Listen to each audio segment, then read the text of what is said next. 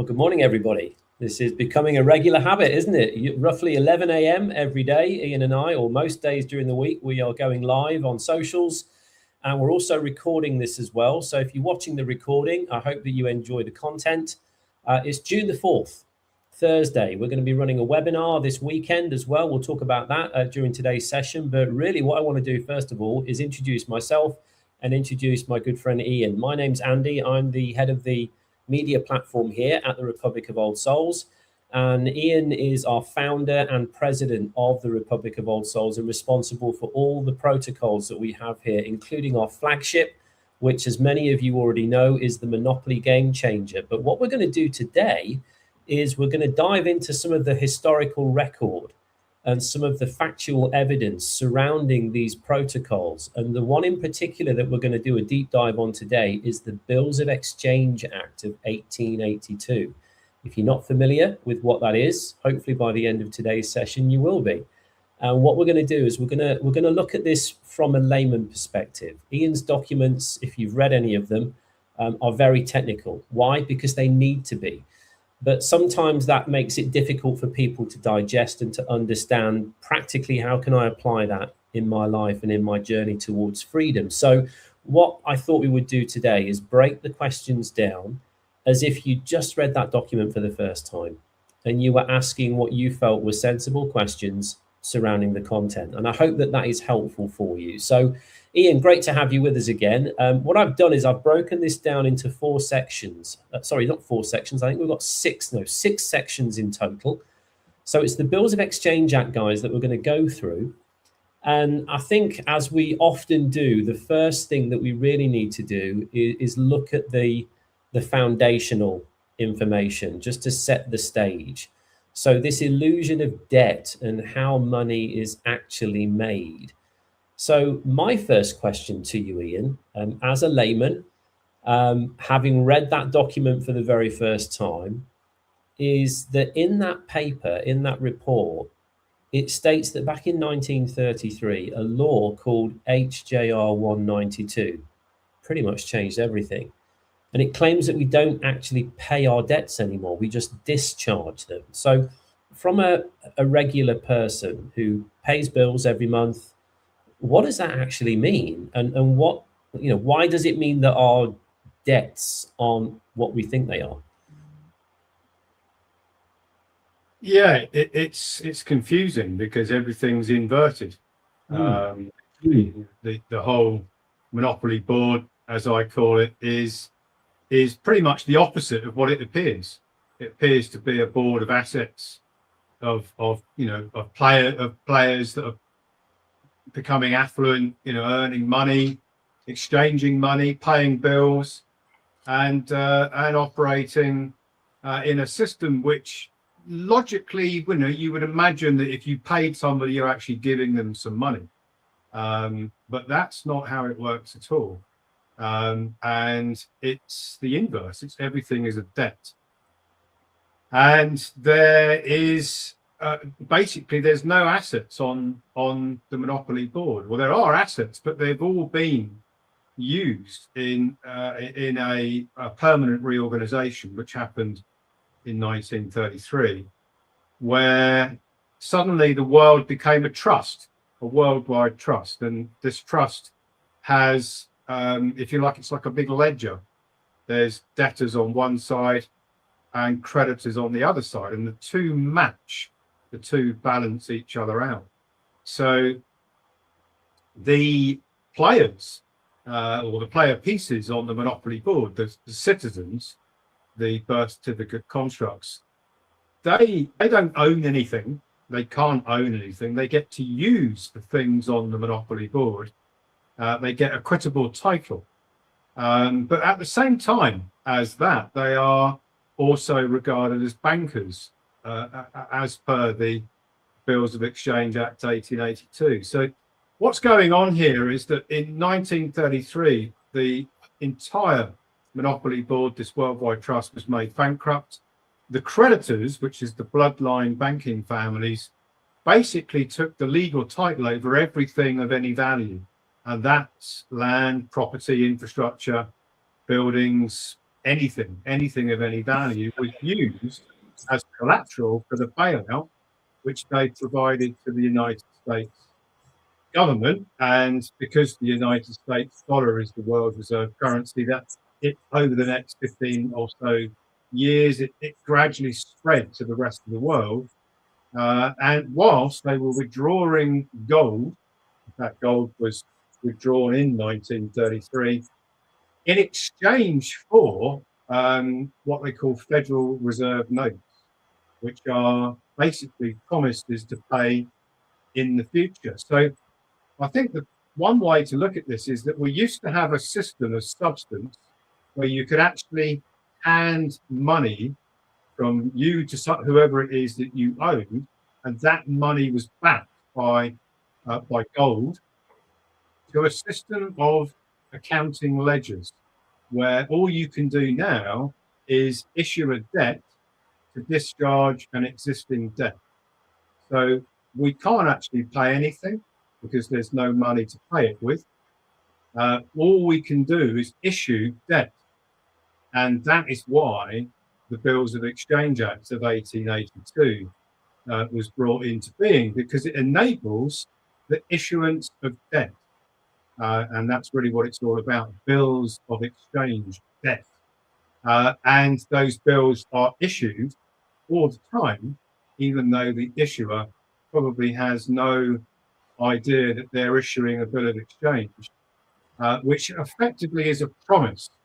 So we've got no substance on this in this worldwide bankrupt trust. All we have is the ability to pay, to issue debts, to discharge existing debts, and all of the obligations, strangely enough, belong to the United States, because in the bankruptcy, the creditors made the United States bankrupt. They were able to issue Federal Reserve notes for commerce, backed by the collateral that the creditors, the bloodline banking families, took all the assets, including the birth certificates, which is when the birth certificate's registered, it's registered as a security, and all of the labor that the living man who's the agent for the birth certificate is going to put onto the monopoly board is also mortgaged in what's known as a usufruct system. So what you've got is a modern slavery system where it's all debt-based. You've got no ability to pay anything. The whole system is bankrupt permanently. It's called they call it a reorganization, but it's actually a bankruptcy, where the original bloodline banking family creditors bailed out the bankrupt United States. It spread to the rest of the world. Everything on the monopoly board is prepaid by the collateral that was handed over to the United States, who then in exchange put bills of exchange or Federal Reserve notes onto the monopoly board. All the obligations belong to the United States because they took the mortgage out. So they basically are the ultimate debtor, is the United States. They join all the other birth certificate constructs, that's the persons, the citizens, in on their bankruptcy in a prepaid system, because it was all of the assets were basically mortgaged to the original creditors. So all you can do now is discharge. You can't pay, you can only discharge, and you can't discharge unless you can issue bills of exchange, which is where the Bills of Exchange Act of 1882, which is interesting because it comes out in 1882, and yet the United States doesn't go into bankruptcy until 1933. So you've got 50 odd years that go by. So they're obviously planning it a long time before. All of these things are joined together so that nothing happens randomly. And yeah, that's basically it. I mean, we could do a whole hour on just the reorganization and how they got all the collateral, how they took a mortgage out over the whole monopoly board, and then how all the other countries joined together with it. The there's a lot of war going on. First World War at the scene, Second World War bankrupted the Western world, really, most of Asia as well. The Marshall Act that came out, the coming off the gold standard in 1973 completely. So there's a 1882 to 1973 series of events that basically shape the monetary system that we operate in today, which, in my opinion, isn't going away anytime soon. It works very, very well. So I don't see that it's going away. It's just being made more digital with stable coins and other sort of digitization of the money system, but it's pretty well digitized already, which perhaps we'll come back to. Yeah, I mean, that's a lot for people to take in.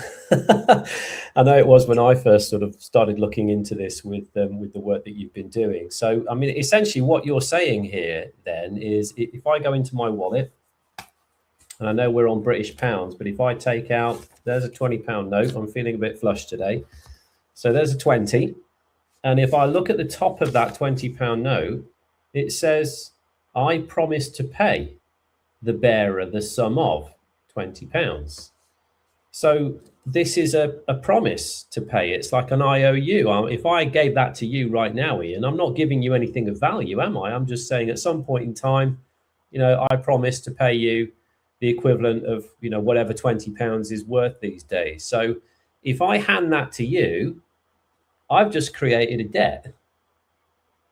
That's essentially what you're saying. So I'm assuming that this would be considered a bill of exchange, yes? Oh, you're muted, Iain. Sorry, yes, it's a bill of exchange. It's basically ring-fenced by the paper, because you can hand it to me and I can hand it to someone else and they can hand it on and on and on and on and on it goes. So that's the paper version of what's really going on in the digital version. When you make a proper bank payment, it's just like making a promise to pay, but digitally doing it, and it operates in a very similar way. The paper, is more inconvenient for those that control the system, because they don't know who's giving that bit of paper to the next party, to the next party, to the next party. But with digital transactions, they know everything that's going on. They can track everything. So every time I tap my phone, every time I make a payment online, whatever it may be, that's all tracked and traced. So I get that. Okay. So your report mentions a banking expert as well, Professor Richard Werner. And in his work, he proved that commercial banks don't actually slide any money over the table when they give us a loan, do they? That they create it out of nothing. So if they create money out of nothing when we sign the paperwork, for a loan or a mortgage or whatever it is, that to me, that's basically saying that it's my handwritten signature that's creating the money. How is that even possible? That my signature is the real source of the funds? Well, Professor Richard Werner, I think it took him 10 years to study this. He wrote The Princes of the Yen in the early 2000s, because he was working in the Japanese central bank at the time, and he wrote all about how the Japanese economy had gone from being completely obliterated after the Second World War to rising up into the 1980s, being one of the powerhouse economies of the world.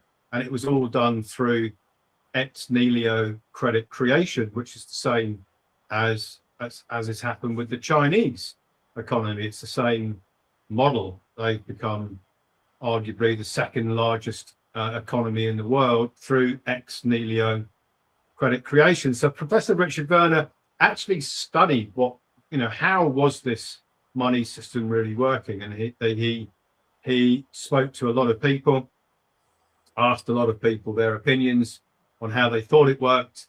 That's in his paper called The Three Theories of Money. where people think that the central bank is the creator of the money, or some other people think that the government creates the money, and other people think that it's fractional reserve, and the banks can, hold a pound or a dollar and then multiply it up by 10 other ones. They take a pound in of deposits of money, and then they can lend out 10 times that, fractional reserve. So those three theories are all wrong. Professor Richard Werner discusses them all, dispels them all in his three theories of money paper. And then what he did was he went into a bank and he actually applied for a loan, and he tracked through their internal process of how the loan was created from his signature, and it's all documented in one of his other research reports, which I think is called "Can Banks Really Create Money Out of Nothing?" And he tracks through exactly how that works. So the banker, as I mentioned earlier on, is the birth certificate construct, which is known in the law dictionaries as a person.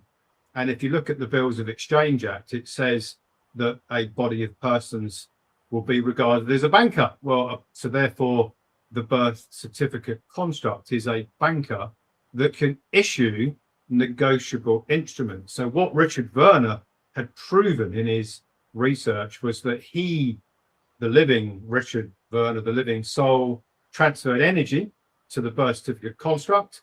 He's the agent. Richard Werner, the living man, is the agent for Richard Werner, the birth certificate construct.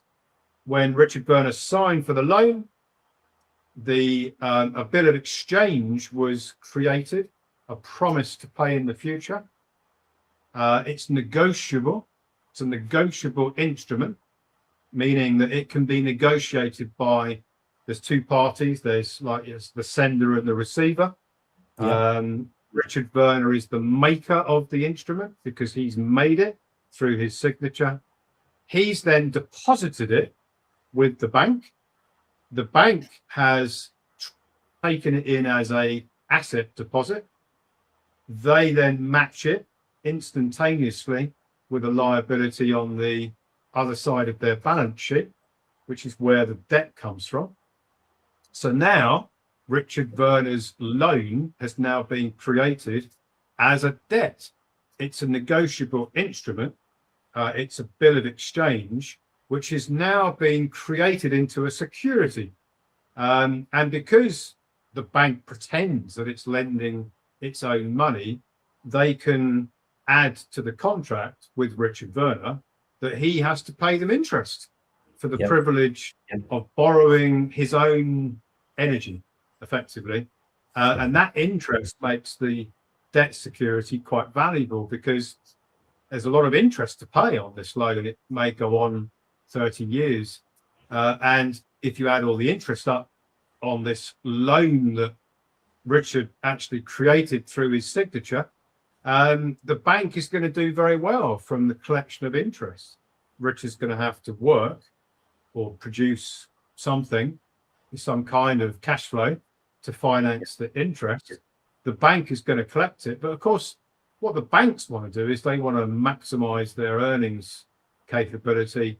So they sell Richard's promise to pay in the future, his negotiable instrument, this bill of exchange. They sell it because it's got an interest rate connected to it, an interest a receivable of interest that they can sell to the investment bank community, and the investment banks are going to use it themselves. And I think we're going to do another deep dive into hypothecation at some point, what the investment banks are doing with that note. So if you multiply that out across the whole world, and include loans, credit cards, and also interestingly bank payments, or what we call bank payments, they're just new negotiable instruments actually, but we call them bank payments because it looks like we're paying, where we're sending a payment, but we're not actually doing that. We're issuing a new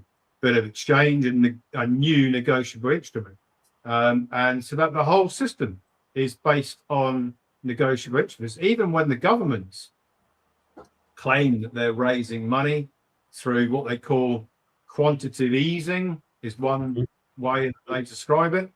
They get the Treasury and the central bank together, and the Treasury says, look, we need to raise $100 billion.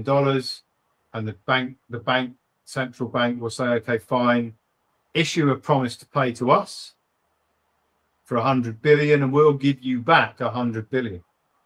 And that's exactly what the governments do, the treasuries. That's how they raise, it's how they increase their ability to spend and bail things out, like bail out banks and bail out all sorts of players in the market, and finance pandemics and all kinds of stuff like this. Wow. Build armies and navies and air forces, and go into space exploration and put satellites up, and all of these things is all done through the same mechanism that Richard Werner proved in his study, which is he signed for a promise. He created a promise to pay in the future by his signature, and a bank took it and said, well, thanks for that, we will now give you back the loan. And that's what the governments do with the treasuries and the central banks. It's what we all do. We don't realize we're doing it. We're doing it as the maker of the negotiable instruments. And then on the other side, you've got a payer, and a payor, and you put those two together, and they exchange a negotiable instrument, which is based upon a bill of exchange. And that's where all your world debt comes from as well. It's all of these promises to pay in the future, add them all up. They're all debt based. Everything on that monopoly board is debt based, and add them all together, and that's your world debt right there. So you're basically saying that world debt, that figure, is what's owed back to us as living people. Yeah, I mean, the entirety of the world debt really is all underpinned by the energy of the people. Even the debt the governments create through their ex-nihilo credit creation, their quantitative easing, because the birth certificates have all been taken as collateral for the debt. So they are securitizing the human energy of the people, which is why they use a birth certificate registration system. It's the predominant reason why, because they can use it's like a security on the future energy of the living soul. They can securitize that. They can use that as collateral. So if you think of it like, in this modern slavery system, how much is a slave worth? Well, at the age of 18, the slave might have another arguably 50, 60 years of labor.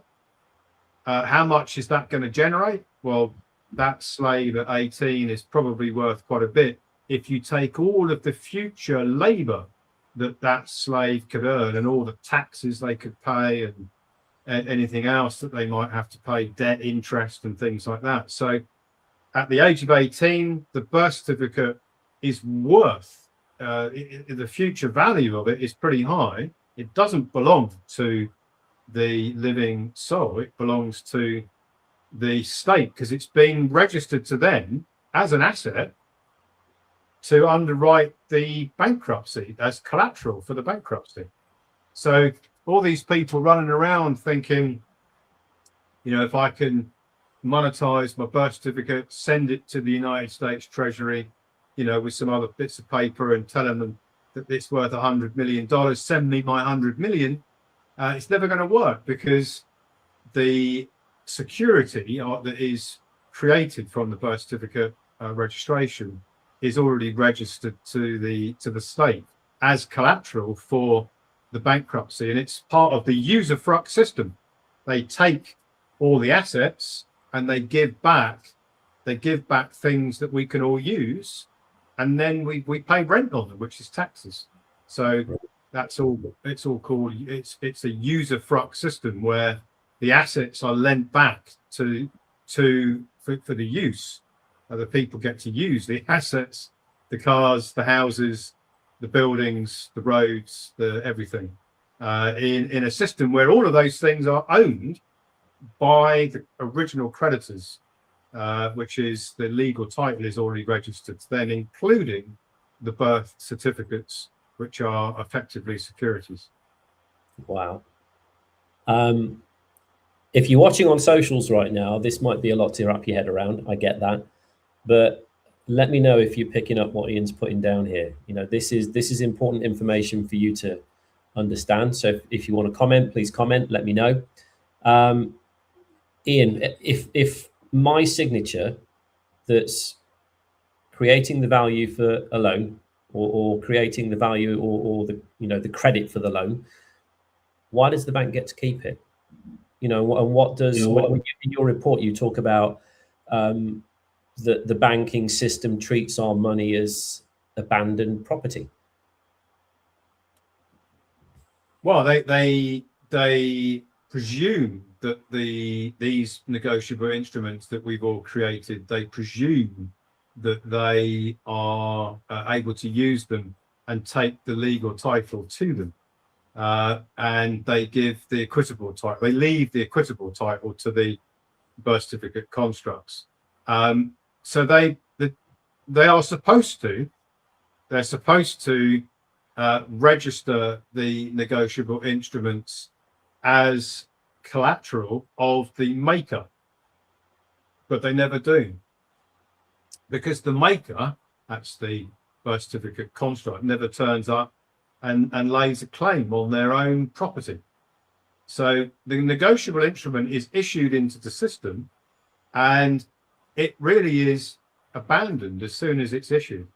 And the banks, because they know that the overwhelming majority of the world population don't know how the system works, they use the negotiable instruments as if they belong to the banks, but they're just nominees. The banks are nominees for the original makers, which is the birth certificate construct, and ultimately the energy is created from the living soul, the living man or woman, which is the ultimate creditor of the entire system. But they know, the banks know, that the true creditor is highly unlikely to turn up and lay a claim on the negotiable instruments, and the energy that belongs to them. So they presume, the banks just presume, that they can use the energy, the securities, as if it were their own. And they do some clever stuff, really, because they register these securities and disguise them. They change the name.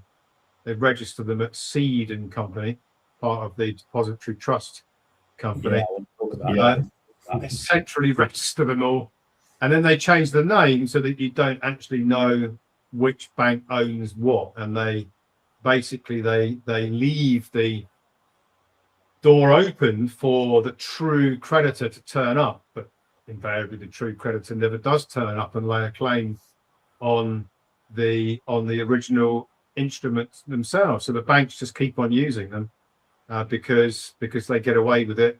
And that's a large part of what they're doing, is using our energy. But the giveaway, and we have sort of touched on this before, the giveaway is that the banks pay tax for the use of the human energy on their 945 tax modules. So if they actually owned the negotiable instruments, these bills of exchange, they wouldn't be paying tax for the use of them, but they are. And that is the smoking gun of the entire banking industry, which they won't thank me for revealing. Well, let's talk a little bit about that. I want to go into where you talk about this Wall Street game as well. The DTCC, I want to talk about that. But before we kind of get into that, let's look at this shift then, because there needs to be a shift from being a debtor to being a creditor. And you talk about something called holder in due course. And the reason that I want to cover this, not just because it's in your report, but for example, we've just had a comment on social media where somebody who's watching has said, "Can we get them back?" So can we get these negotiable instruments, or can we get these taxes back that the banks are paying for the use of your credit energy? The simple answer to that, to whoever it was that commented, is yes. And we're going to go into that in a bit more detail. We've had some other great comments as well. We've had a comment that says, every time Iain talks about this, another piece of the jigsaw falls into place in my mind. Beliefs are very hard to dislodge once they're implanted, and they absolutely are. I can speak to that. It took me quite a while to shift my sort of thought process in, because like you said, Iain, everything's inverted, isn't it? So let's talk about this shift then from debtor to creditor. There's a lot of talk in your document about getting something called holder in due course status. So again, thinking about this in a layman's perspective, in plain English, what does that mean? And how does it change somebody's role from just a regular borrower who owes money to a creditor who actually has a legal right to enforce the return of those taxes? Well, the holder of an instrument can use it on behalf of the creditor. So what the banks do is they presume that they are the holder in due course of all of these securities. They get to use them, and they presume that they're using them for the benefit of the creditors. Of course, the creditors are never going to come up. They're never going to turn up and make a claim on them. So it's a bit disingenuous what they do, but they get away with it because of the ignorance of the people that are playing this game of Monopoly without realizing what it is they're actually doing. So the holder is holding the instrument as a nominee. They're like a trustee, and the banks are operating as nominees, and they get to use the negotiable instruments for their own purposes, because they're able to, as I mentioned just now, hypothecate the value of these securities, multiply them up effectively. But they can't do that if a actual true holder in due course lays a claim to the negotiable instruments, which the banks presume that they hold. They presume that they are the holder in due course of these instruments. But when the true holder in due course turns up and lays a claim to them, which is done via a foreign grant or trust, filing 1099 OID, that shifts the holder in due course, presumption of holder in due course from the bank that's holding the securities to the 98 series international grant or trust that is now the holder in due course, the holder of the securities, for the benefit of the true creditor, which is the beneficiary as a living soul of the international grant or trust. So you've got, like, the fake nominee is replaced by the real nominee, and that completely changes the game. And that then means that the taxes that the banks are paying and have already paid belong now to the true holder in due course, which is the foreign grant or trust. And that's pretty much what I call it tax redirection, because at the moment the taxes are going to the United States Treasury for the benefit of the original creditors, but the taxes don't really belong to the original creditors. They belong, original creditors being the bloodline banking families, the taxes actually belong to the current creditors, which are those that transferred their energy onto the board. They are, like Return to Sender, that Elvis Presley track, Yeah.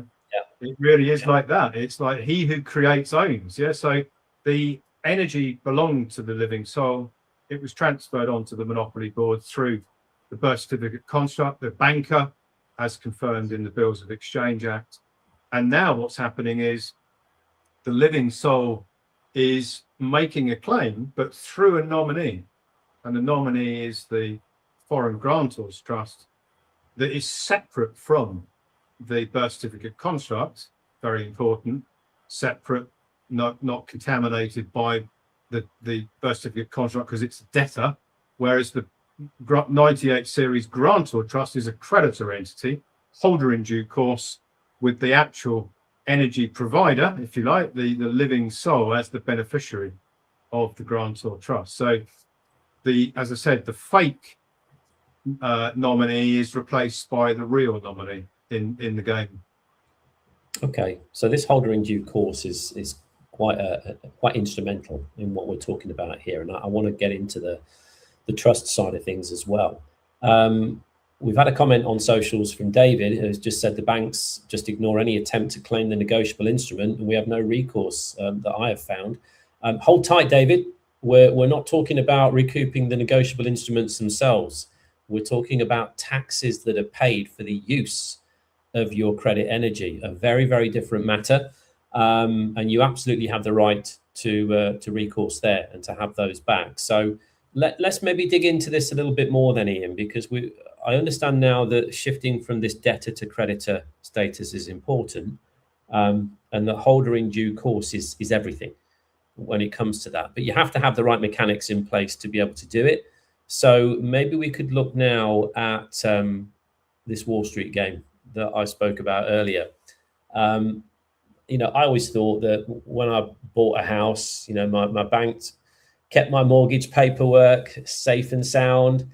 Your deeds will be there ready for you when you've paid your mortgage off. But your report talks about massive organizations who are called the DTCC, and then you mentioned earlier about Seed and Co. that actually split up the ownership. So who are these guys, and what are they actually doing with our loans and our mortgages?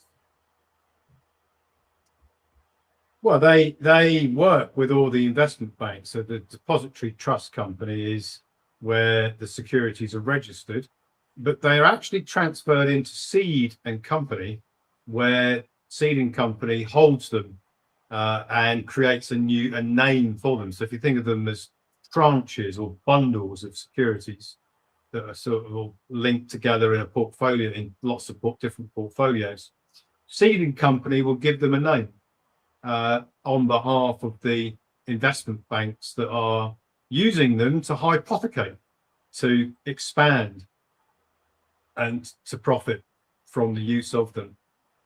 And the investment banks have to pay tax for the use of the human energy.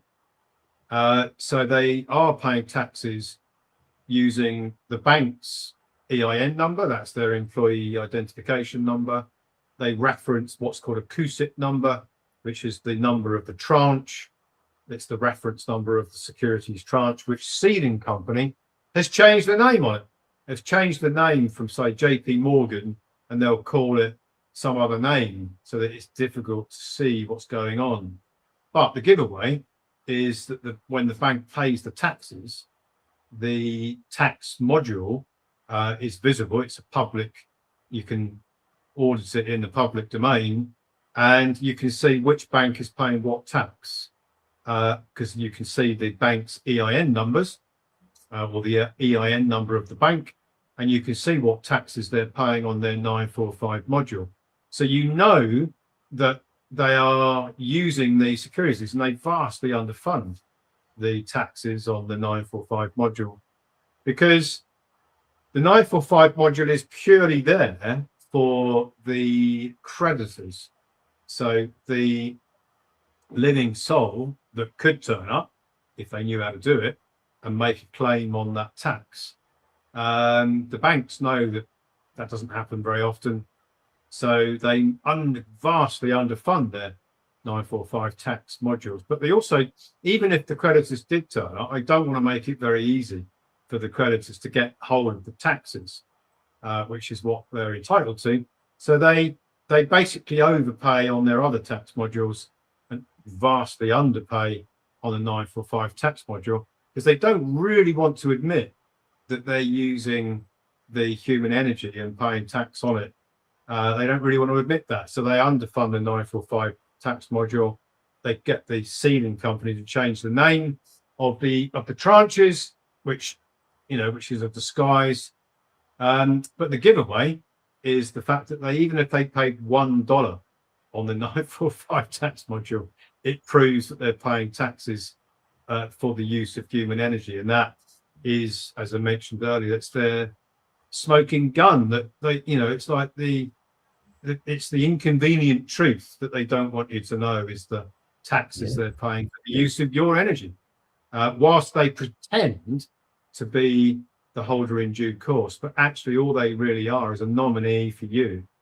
They don't want you to know that either. Wow. I mean, we've had some more comments coming in. This is such amazing research. They must have thought no one would discover this. Well, when they wrote this all out, Lee, they said maybe 1 in a million would discover this. Iain has, and we're very, very, privileged to be able to deliver this information to you guys as well. So we've had another question that's come through, Iain. QSIP number ? Could you just elaborate on what a QSIP is? Yeah, I mean, everything's digital, and every tranche of securities has got a reference number. So when banks put, if you watch the movie The Big Short, it's a very good movie to let you get an insight into what the investment banks are doing. They put all these securities, these promises to pay, in bundles. Like they wrap them all in and give them a name, and they create like a trust structure. And they put 100 or 1,000 of these mortgages. Most of them are mortgages, because there's a lot of mortgages in the world. They put a lot of these mortgage, they call them CDOs, credit default obligations, or all sorts of fancy names they give these things. Collateralized debt obligations was what they were calling them in the alleged financial crisis of 2008. CDOs, the investment banks would trade them. And what they're doing is trading the current value of these debt obligations that they're holding as with seeding company, but through this street name environment. And they're just buying and selling them to each other, but they're buying and selling them in tranches, not one by one. There could be, it could be 10,000 mortgages in a tranche. And that would have a reference number for the tranche. I used to create bonds, which are like securities, with a reference number and trade them years ago when I was doing, well, I won't go into it, but I was basically putting assets into bonds, and they each one, you have a reference number to identify it, so that when you trade it on the investment markets, people can identify what it is, and you can buy and sell it. You can buy and sell parts of it. You can buy and sell bits of it, but everybody knows what it is. It's like a consignment. It's like a warehouse receipt for a load of goods, all wrapped up in a box. The box has got a reference number. Everything in the box belongs to the box. It's like that, basically. Okay, perfect. David, you're absolutely right. The recourse has to be through a third party, because we can't be on the monopoly board. That you've got it. You've got it. So let's move on then, Iain. In terms of you've spoken about the fact that they hide the true ownership, because people are never going to presume that they do have ownership. The banks presume they have ownership, but like you said, the smoking gun by the looks of things here is that they're paying taxes. So if we're paying taxes, we've already established that we pay taxes because we don't own anything. We don't have rights. We don't have ownership. We just have privileges, and privileges are taxable. So if the banks are paying taxes, what does that tell you? It tells you that they don't own those securities. They don't own them. They're just using them, and they're being very presumptuous in the fact that, well, finders keepers kind of thing, really. No one's going to turn up for these. So we'll just claim that they're ours. We'll pay the taxes because we know they're due. But that, as Iain said, is the smoking gun. You have the opportunity to be able to recoup those taxes paid.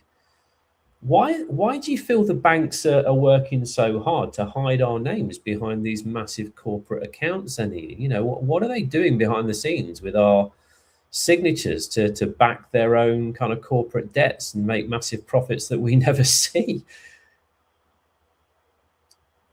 Well, they're there to they're there to continue this illusion and deception.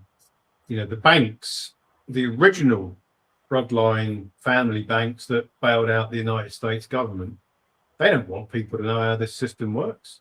The investment banks, many of the investment banks that are operating today are part of that bloodline. If you look at the owners of the Federal Reserve, you'll see all the original bloodline banking families that own the Federal Reserve, and they don't want the public to know that the Federal Reserve isn't federal. They don't want the public to know that the securities are basically debts that belong back to the people. I think somebody on the stream now is, saying, well, you can't get the securities back. You don't actually want them back. You just want the taxes. You want the taxes that the banks are paying for using them. That's where the liquidity is. That's where the game changer is. You don't want the actual note back. What are you going to do with it? It's going to give you a bit of paper with, the original note that was created right at the outset of a mortgage, for example. What can you do with it? You can't do much with it, but you can do something with tax redirection, which is what we specialize in. I mean, that's something that you can practically use. You can spend it, because it is Federal Reserve notes that you get back. The taxes are Federal Reserve notes, so that's how you play the game as a creditor, because you see that the taxes are meant to go to the creditors. The taxes that the investment banks pay are not going to you at the moment. If you've created signature credit, which you probably have, they are going to the original creditors. But those taxes belong to the real creditors. And that's what our system does, is it redirects the taxes to the rightful owners, but not back through to the birth certificate construct, because that would be a disaster. Back through to a foreign grantors trust that can operate just like the banks do, but actually do it genuinely as the holder in due course, as it says in the IRS publication 1212. It's all in that publication, actually. It doesn't go on. It doesn't talk about Bills of Exchange Act. It doesn't talk about the 945 tax ledgers, but it does give you a massive clue about holder in due course. Oh, I'm enjoying this one today, Ian, and I hope you guys are enjoying it as well. We're getting comments coming through, which is great. So let's talk about what the IRS do. I want to talk about the IRS trap here as well, because there definitely is one. There's a right way and there's a very, very wrong way to do this. And I want to talk about these tax buckets. You speak again, in your report, the banks are required by the IRS to report the interest on these signature loans and pay this tax withholding, but they systematically fail to give the proper paperwork. So this form 1099 OID that you talk about, in reality, the banks are supposed to file that, aren't they? But they don't. So why are they keeping us in the dark and hiding these tax credits on their own ledgers when they should, in reality, be required to file a 1099 OID? And then I want to get into kind of the trust side of things and how your trust can file 1099 OID to change the game there. Well, they don't file 1099 OID because if they did, then they couldn't use the credit. They couldn't use the securities, because as soon as the 1099 OID is filed, the true owner of the security, the true holder in due course, I should say, has to be revealed. So they don't. They just don't file it. They get to use the securities, the credit energy. As soon as they file 1099 OID, they're going to have to put themselves down as the debtor entity on the securities, and they're not going to do that. So they're going to presume that they're creditors. They're going to use the the credit energy to hypothecate, knowing that the true creditor is unlikely to turn up. Mostly that's the case. So they can carry on using it, the energy. And they don't mind paying taxes on it, because the value of using the securities is worth way more than the taxes they pay. So for them, it's a good game. They can use all this energy, make a bundle by using it. Taxes are minimal that they're paying compared to what they're making. So the last thing they're going to do is say, hey, we're not the holder in due course of these securities, and file 1099 OID. But inconveniently for them, if a grantor trust files 1099 OID and identifies them as the payer, which is the payer on the 945 tax ledger, and the trust itself as the recipient of the taxes, then the game's up for them on that particular 1099 OID. Okay. So there is a method, there is a way to do this. We'll dig into that in a second. Part of your research got very technical. It says that the banks intentionally shift their tax money around as well. So we've got this 945 ledger that you speak of, which is where the taxes are paid against the credit energy that we have all created. So if there's a 945 ledger specifically for that, then clearly credit energy is real. Everything that comes before that clearly is real. Otherwise, the 945 ledger would not even exist. But you speak about another one, Form 1120, another tax ledger, where they seem to put an awful lot of money on that one, and not much on the 945. Why do they do that?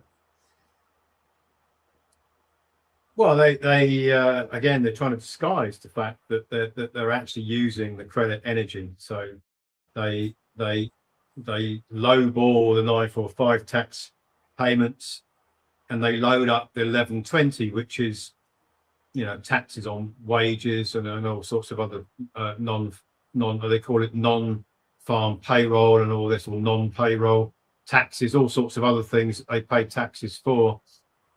Which is the dominant number, but the dominant tax module is the 945 module. The IRS should really be saying, hey, you need to be paying the correct amount on the 945 tax module, but they don't, because they enable the taxpayer to nominate, because it is a discretionary system where they can nominate where they pay their taxes. Okay. And of course, banks discretionary decide to pay the majority of their taxes on other tax modules, not on the 945 tax module. Of course, they should be, but they don't. They get away with it. The IRS doesn't force them to pay the correct amount on the 945 tax module. And the true holders in due course of true creditors invariably don't turn up and correct the record. So they get away with it year in, year out. Every year they kind of get away with the same deception, really. But it's not really a deception. It's just that they're not forced to do it, so they don't. And that's the reality of it. Okay. Now you mentioned as well a moment ago that the 945, you said that it was the dominant tax module. And correct me if I'm wrong, but the way I would see that is that it's the dominant tax module, because these other modules, like the 1120 that you've spoken about, there is the ability to move taxes from, let's say, the 1120, where there's a ton of tax paid, over to the 945. But you can't do it the other way around. You can't move from 945 to one of these others, but you can move from the others to the 945 because of this underfunding. So that, to me, that would say this is why it's the dominant one, because you have the ability to do that. So I want to just touch on that, Iain, this cross-modular transfer that is available, because one thing that I could see here is that, well, if they're underfunding, this 945 module, and all these people read your reports, and they want to move forwards, and they say, hey, yeah, I want my taxes back. Who wouldn't want the taxes back? But the 945 is underfunded and grossly underfunded, then there's not enough on there to be able to pay these people back, for them to recoup those taxes back. But what you're saying is that you can actually move from one of the bigger modules, or one of the modules that has more on it, to the 945 to make up the shortfall of the underfunding. How does that work? Well, the holder in due course has rights to receive the taxes due to them. So if you have a portfolio of grantor trusts that is operating, and all of them are the rightful holders in due course of the taxes, and there's not enough tax paid on the 945 module, the grantor trust, the officer of the grantor trust, can force or command the IRS to make an adjustment to move the taxes onto the 945 ledgers, because they have a claim over it, and they are the dominant, they are the holder in due course. They're the creditor.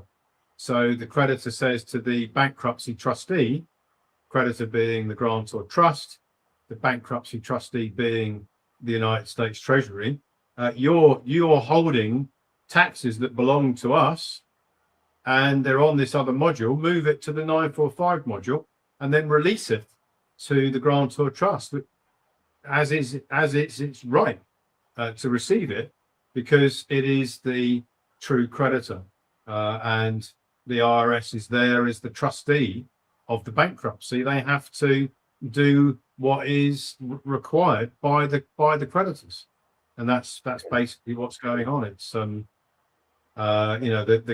game that the banks are playing is unmasked by the fact that the grantor trust turns up as the holder in due course with more rights than the banks have got. You're not calling the bank up saying, hey, move taxes onto this 945 tax module. The grantor trust is saying that to the IRS to internally move taxes that they've already received, not new taxes. They've already received them, and put them onto the right module, and then release them to the true creditors, which is the right of the holder in due course. Okay, so this holder in due course, like I thought, is pivotal, but also a very powerful position to hold as well. So I want to talk a little bit about this 98 series grantor trust that you've been speaking about, because I want people to understand what that is, why it's necessary, why this is the doorway. Because David, you commented on socials about, and you got that, that the recourse has to be done through a third party. That is the 98 series grantor trust. It has to be done through that structure, because we can't be on the monopoly board as living people. You're absolutely right. But another question that David has raised is, and this is a great one, and I want to cover this before we kind of dive into the mechanics of how the recourse can take place. He said, if they have this huge deception going on, can you explain why they leave recourse available to us? Why do they leave this little door open to us? If it's such a grand plan and a great deception, why not just leave the door locked so we can't do anything? Well, because the original creditors had to have the doorway open for them. The permanent reorganization of the United States meant that the original creditors could collect taxes for their own purposes. So they've left the door open for the original creditors. They're not going to close that door. Why would they? The only way that they can get taxes to finance the original bailout is through the 945 tax module. And I'm sure that they are moving.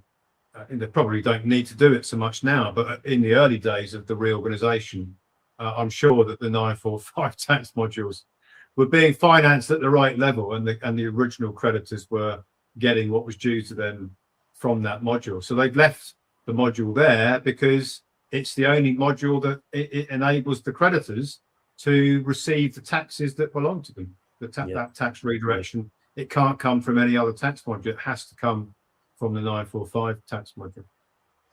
I hope that answers your question, David. If you think the elites aren't doing this and haven't been doing this for a mighty long time, then think again. That is why that doorway is open.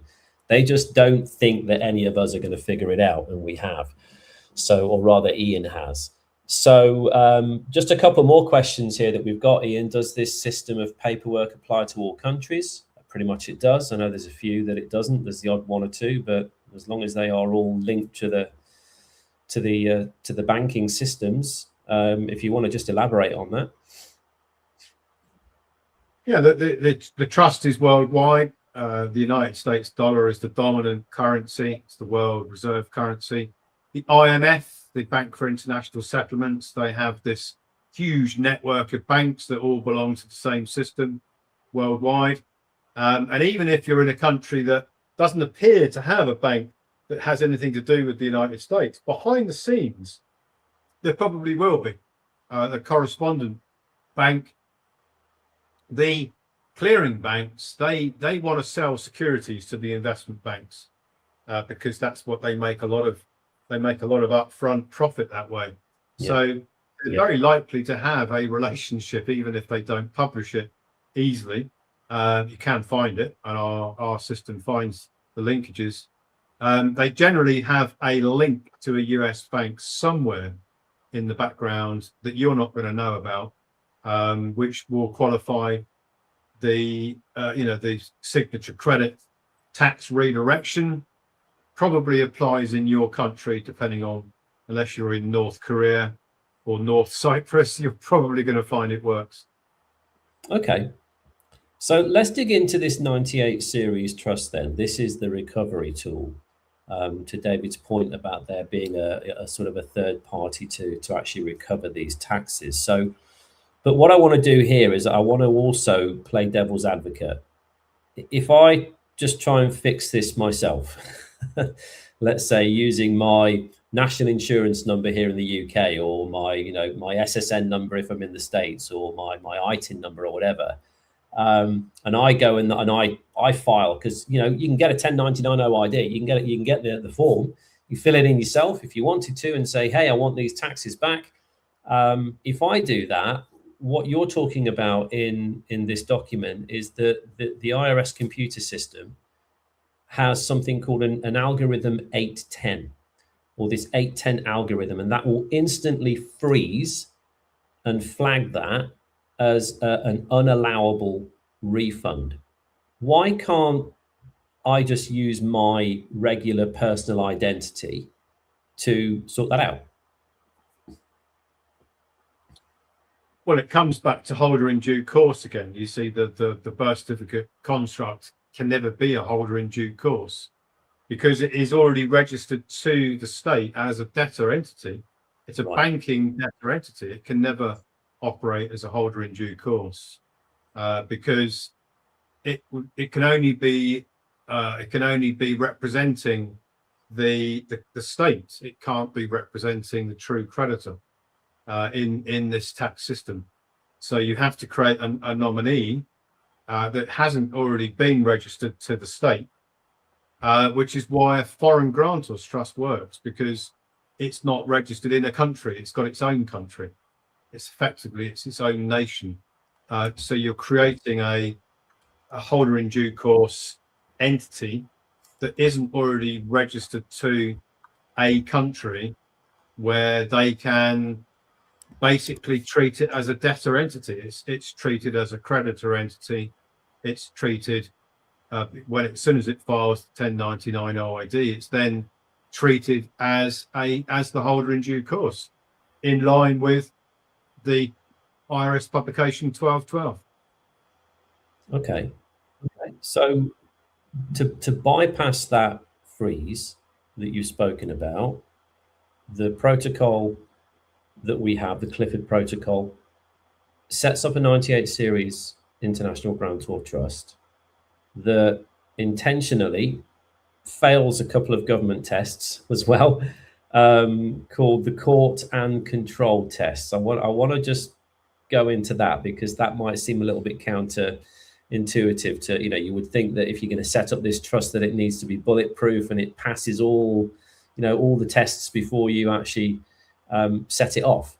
So why on earth do we want a trust to fail government tests, and how does that protect us?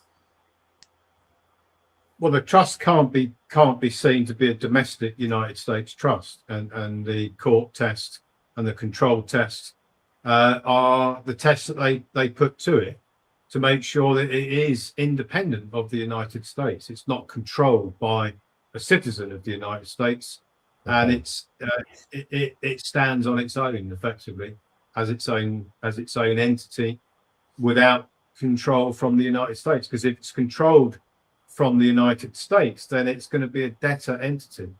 It is separate from the United States, making it viable to actually genuinely be the holder in due course. It's not part of a debtor system. It stands on its own 2 feet as a creditor entity. But if it were controlled by a citizen of the United States or a trust company of the United States, then it would be a debtor entity, and it couldn't qualify as holder in due course. Okay, so holder in due course needs to have creditor status. Has to be an international trust so that it's not tied to the US, because the minute it's tied to US jurisdiction, it becomes a debtor entity, not a creditor entity. We've had another question come through from David, and I love your comments, David. You're clearly very engaged with this, which is great. David's put, by doing this through you, is there any risk we take? Is this lawful to go through this? It's the USA, and yet we are outside the USA. What law applies? So I think maybe we need to just go back to that one world system again, Iain, to just explain that this is a one world commercial system. And then just to make sure that David understands that you can do this with no risk. Yeah, the bits of the process that are absolutely required to make it work is the formation of the trust.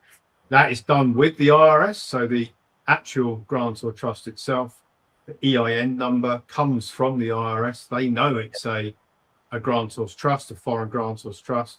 The appointment of a tax filing, a tax professional to file the 1099 OID, that is a US registered tax preparer, or ERO, electronic reporting officer. That has to be, again, registered with the IRS and approved and holding the right license. You've then got the forensic research of tracking the original signature credit.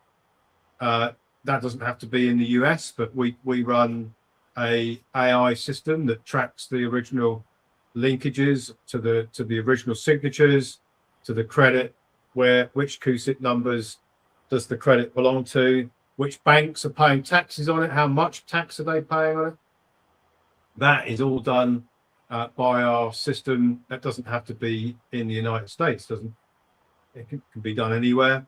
But then the way that the trust is represented is through an attorney-in-fact mandate, and that the attorney-in-fact mandate is in Wyoming. So it's a specialist structure that is operating for the grantor.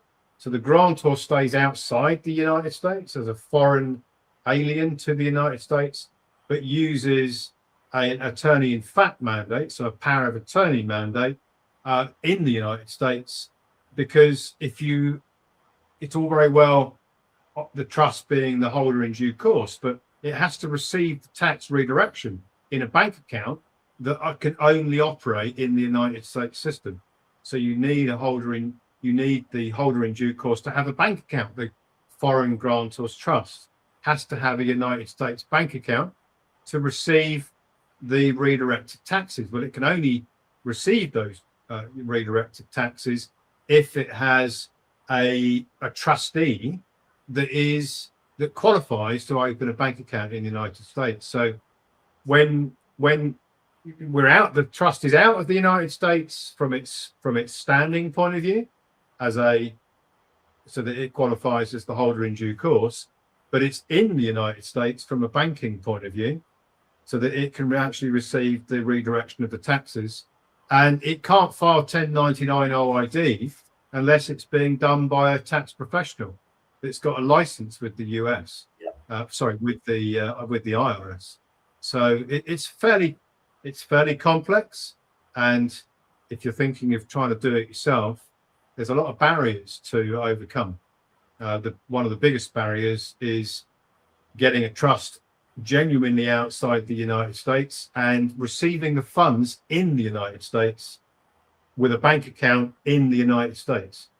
That's one of the most difficult parts of this financial engineering that I've put together, is how do you qualify outside the US and then inside the US at the same time? At the same time, yeah. So I hope that answers your question, David. I'm going to be going through, we're just going to cover section 6 here, because Iain's, I swear to God, you read my notes before I before I even bring the questions to you, Iain, but I know you don't. So let's just go into the private vault side of things as well, because it's all very well recouping these taxes, but if you can't realize them as, quote unquote spendable money, there's not much point, is there? Like you said, you don't want the original negotiable instruments back. What are you going to do with those? You can't do anything with those, but you can spend and recoup taxes. So I want to talk a little bit about that. And then what I'll do at the end for you guys who are with us on socials is I'm going to drop you some links as well. So they'll appear here on the screen under the banner section. There's a couple of links there that I think you'll find very, very useful. Certainly one of our resource links, which is Ecclesia Law, where all of Iain's reports are listed there. So we'll talk about that as well. So now that we've kind of gone through all these phases, we've gone through, why the Bills of Exchange Act is what it is, and now everything we're doing is all interlinked with that. This is all historical fact. And the structure that you've put together is incredibly complex, but it's very robust. Like you mentioned, for example, the trusts are applied for through the IRS. They're the ones that issue the EIN numbers for those 98 grantor trusts. The person that files the documentation, the 1099 OIDs, registered with the IRS. They have a license to do that. They are a licensed practitioner as an ERO. Everything's in place, but the final piece of this puzzle is, how do I realize those funds so that I can clear my debts, pay my mortgage, do whatever I need to do, and then be able to recycle that same, because every time you spend, now I'm hoping you're understanding this, guys, every time you quote unquote spend money, you are creating more negotiable instruments. You're pushing that back out into the same system.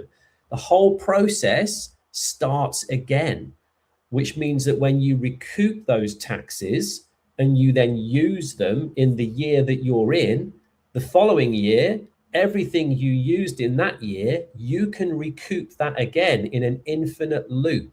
Just stop and think about that for a second. What would that do for you and your situation right now? What would that do to this slavery model that we are all weighed down by? What would that allow you to do? So let's talk about the realization of the funds, Iain, because this is really important for people to understand. When the IRS agrees to send, we'll just call it money for now, send the money back, your report says it comes as a direct deposit marked as IRS Trias 310. Now, there are some restrictions in terms of certain bank accounts where they only allow 3 refunds within that bank account per year. So how does your protocol, what you've put together in this strategy, how does it use virtual account management to get around this sort of 3 refund limit and do that safely?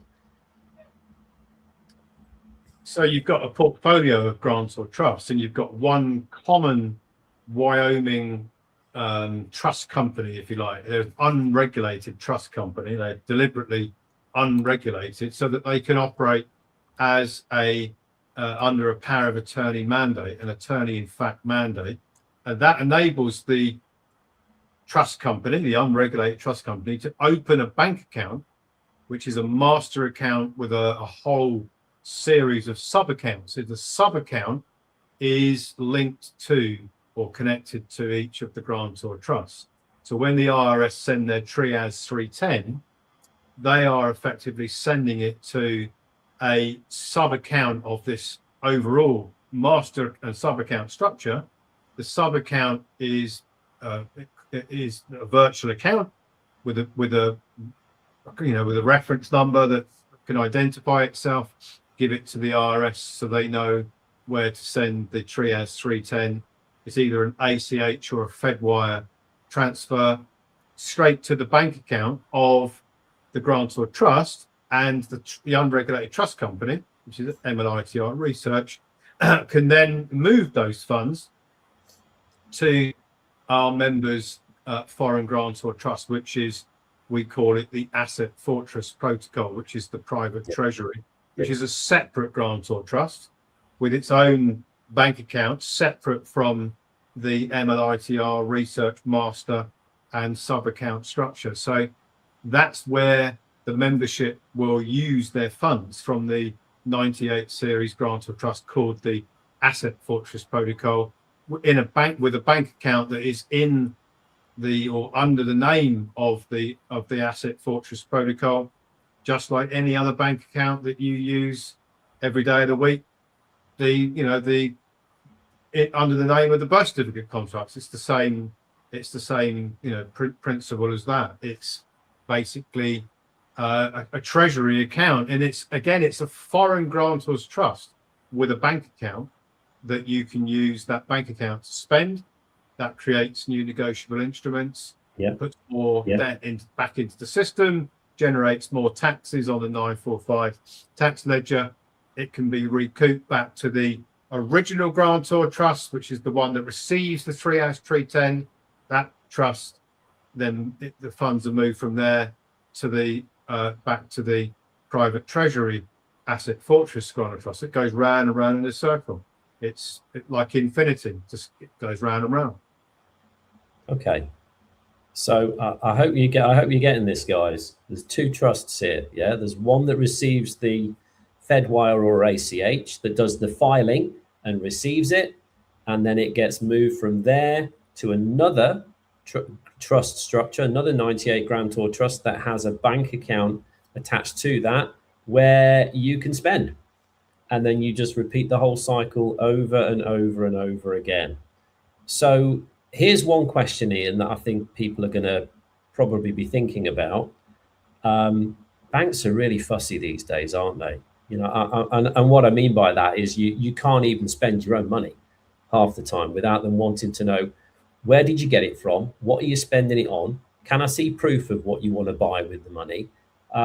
Absolutely ridiculous. I've spoken to people about this where they and seen instances where people have wanted to buy something that is maybe within the few £1,000 marker. Maybe it was a motorbike for their 18-year-old son as a birthday present, or maybe it was a first car, or maybe it was a new car, or whatever.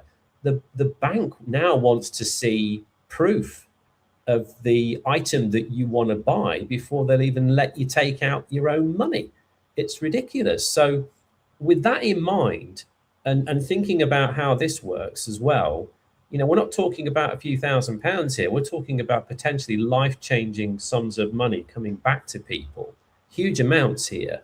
If you start moving huge amounts of money from these international trusts, is that going to be a problem in terms of the 98 series trust that we're going to spend it from? But also, what about the trust that it's coming into, and that trust is then moving it to the members' sort of trust with bank account? You talk about this money transfer business trap that's there. How do we get around that? How do we create sort of a safe harbor before it even gets to the members' bank account? Well, the Wyoming regulations allow for a attorney in fact to open a master and sub account and get around that money services business trap, because they are operating as an attorney in fact for the grantor. The grantor is ultimately in control. So it's basically down to attorney in fact mandates, or it's the agency again. It's all about agency. The banks that are doing this are not spooked by large amounts. So you're not talking about retail bank accounts where you start transacting at a higher level, and they're gonna start asking lots of questions. These the receiving bank is one of the biggest banks in the United States. That's the bank account that's receiving the IRS Trias 310. And then the Asset Fortress Protocol is a private bank. Private banks every day of the week, they move larger amounts. That's what they do. They have high net worth customers who won't be staying with them very long if they start to scrutinise what their customers are doing with their own funds. They just go to another private bank. So yeah, okay. Now a question has come through again.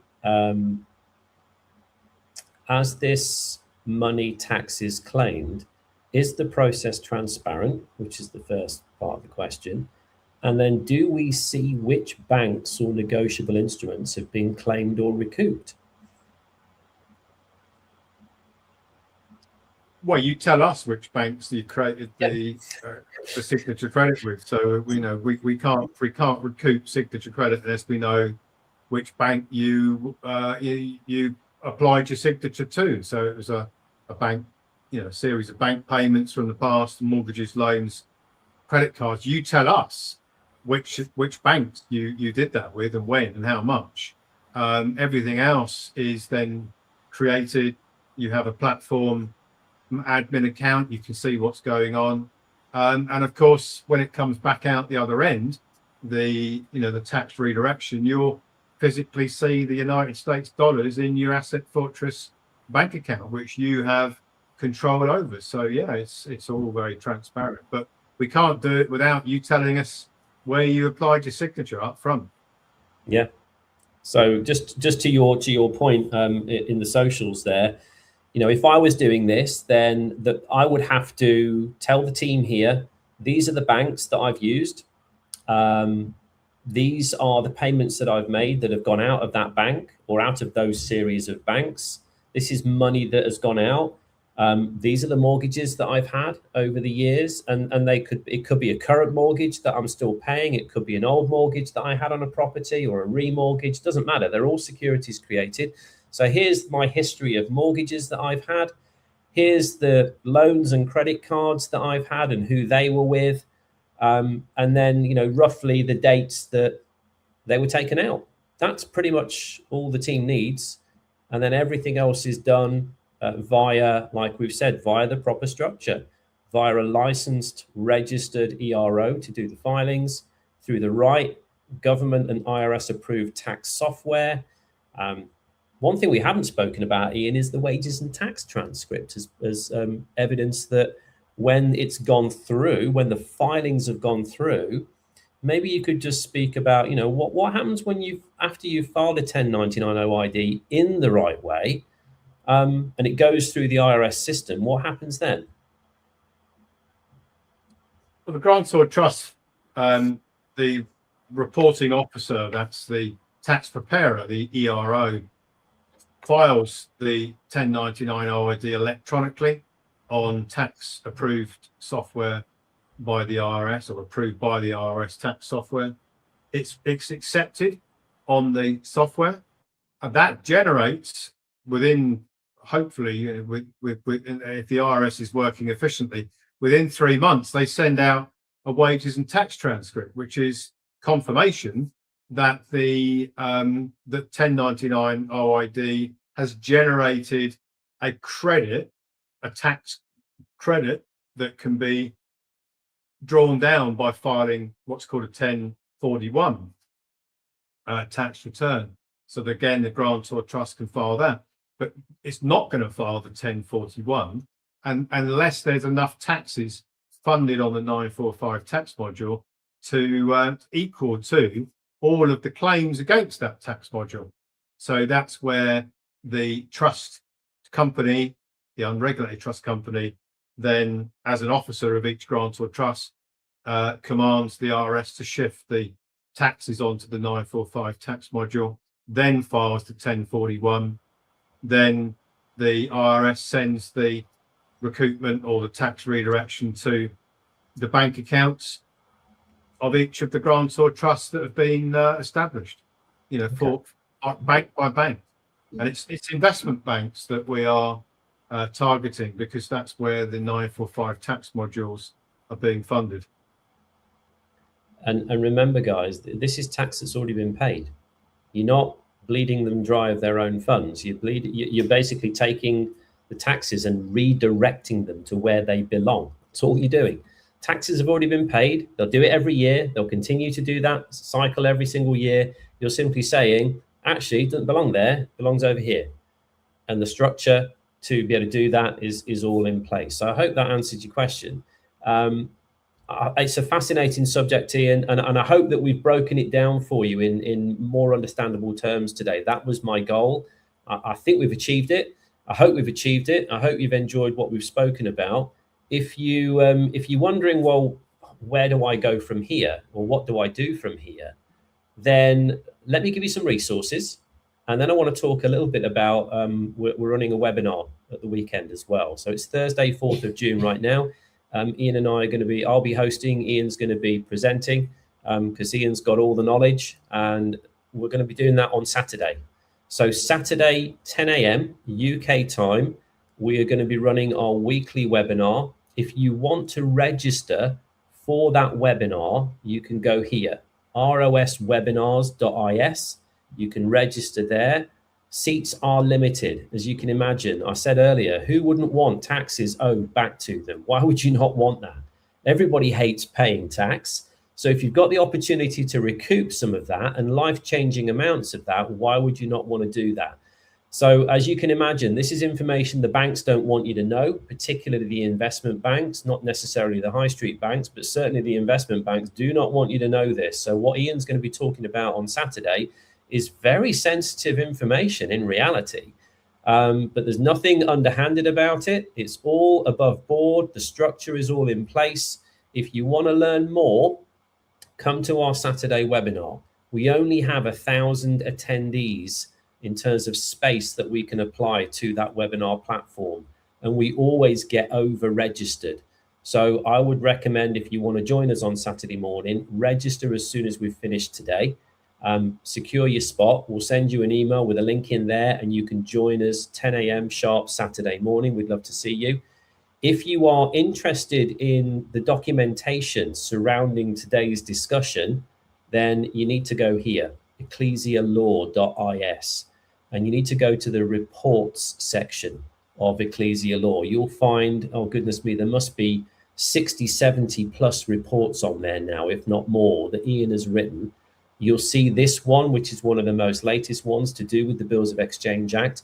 But if you want a real breakdown of the actual mechanics of recouping or redirecting those taxes back to you as the creditor, then you want to look at a report that is to do with the Clifford Protocol and how it's even been nominated by or recommended for a Nobel Prize because of its structure and how robust it actually is. That is I believe, a 13 to 14 page document. It's quite a read, but it really covers everything front to back. The mechanics of how the process starts, but also the private vault at the end, that asset fortress, and how the banking needs to be set up in the right way to be able to do that. So definitely check out Iain's reports on ecclesialaw.is. If you want to see more of the content that Iain and I have been discussing, then come to the platform, come to the ROS Media platform, and check out some of the other content there. We've done breakdowns on a lot of Iain's documents, including the Clifford Protocol. And if you're more of a visual kind of person and not much of a reader, then you'll be able to find some breakdowns, again, of those documents and those reports on the ROS Media platform. So that's all I've got to say, Ian, in terms of what we've covered today. I've really enjoyed this one. Any final thoughts from yourself before we let everybody go? Yeah, I wrote a treatise a few weeks ago. It's got, if you really want to understand the subject, then it's all in there. It's the most comprehensive document, probably arguably available anywhere about this subject, because nobody else really, I don't think, and I've done a lot of research on who else out there is doing things like this, and you struggle to find anybody. So that document called the Treatise, which is on the Ecclesia Law Institute, if you really want to understand it from A through Z, then it's all in there. There's lots of other documents, but the Treatise joins everything together. It's the next one up from the Clifford Protocol, gives you a very good high level overview. The Treatise goes into it in a lot more detail, I'm always open to a debate. So if people out there think that my research is lacking somewhere, or is it's not accurate, or I've got something wrong, then my door is always open for a debate. Nobody ever accepts my offers of debate. Maybe tells you that I know what I'm talking about, but it's all in my papers. And the fact is that it's not this isn't a theory. We've had proven results, and we're not bending the rules. We're not slipping around the back door and sneaking in, and when no one's looking. We're doing it exactly the way the system is being designed, which is why it can be scaled, because we're not trying to circumvent any of the law. We're just basically following the process exactly how it was originally designed. Exactly. We're not shimmying open the bars on a window at the top of the IRS to get ourselves in. We're going through the front door that they built. It's just that nobody knows where it is, and we do. So, and to Ian's point about this stuff works.